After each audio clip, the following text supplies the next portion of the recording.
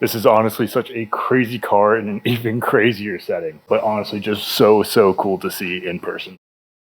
What's up everyone? Today we're going to a friend's garage to check out a new car he just bought, and I'm told it's pretty special. Our shirt we're wearing here might give you a little bit of a hint. It's not the Brumos 935, but it could be just as special. So we're really excited to see what it is and bring you along for the ride, so let's check it out. Of course, we were driving old beater Betsy today in an old beater fashion. She's got the check engine light on. All right, so we've made it to Classic Motor Cars and check out what they have in here. So we're starting, of course, with the Porsche 1600 Speedster, a Ford GTX1, Ford GT Heritage, an SLR McLaren. But here is what we came to see. This is the new 935.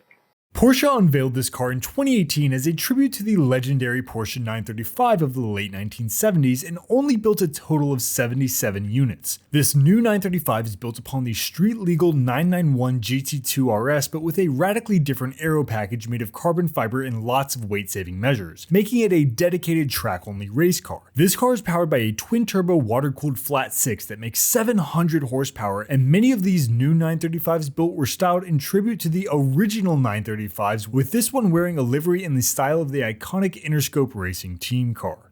It's crammed in here, but look at how crazy this thing is. I can't get over this paint scheme. This is, of course, a tribute to the classic 935 in the 70s that wore this same paint, and it just looks amazing. Look at this cutout. Is this for like an ejection seat or what? This was, of course, the track-only variant for the 991 GT2, and it just looks crazy. That door is super light. Coming inside, oh, can't see much.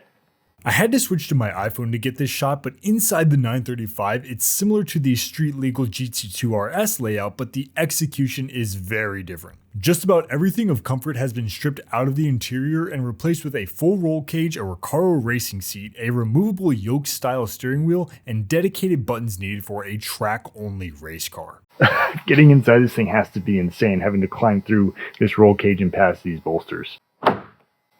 Of course, everything on this is carbon fiber, and it's got that amazing heritage livery on it. Look at the giant wing on this thing. It's all carbon, that long tail body.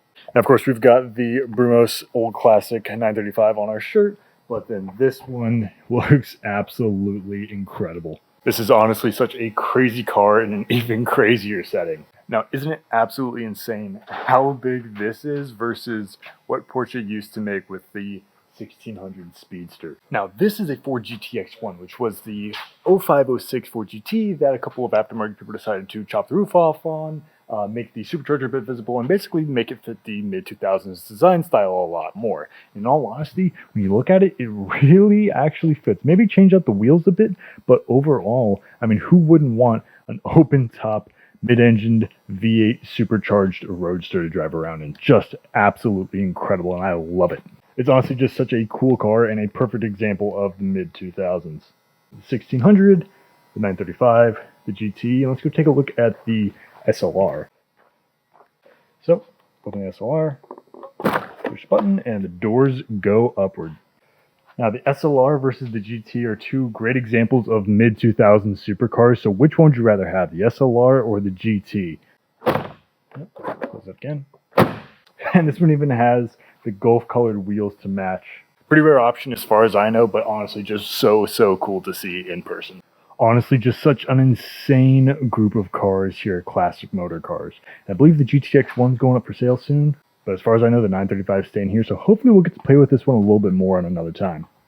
Okay everyone, that was an incredible day at Classic Motor Cars. We got to see a new Porsche 935, a Ford GTX1, a GT Heritage Edition, and an SLR McLaren, plus so much more. So thank you to the owners for letting us stop by. Hopefully we'll get to check out some more of their cars in the future. But until then, thank you for watching. Make sure to click like and subscribe. And from me and Beater Betsy, see you next time.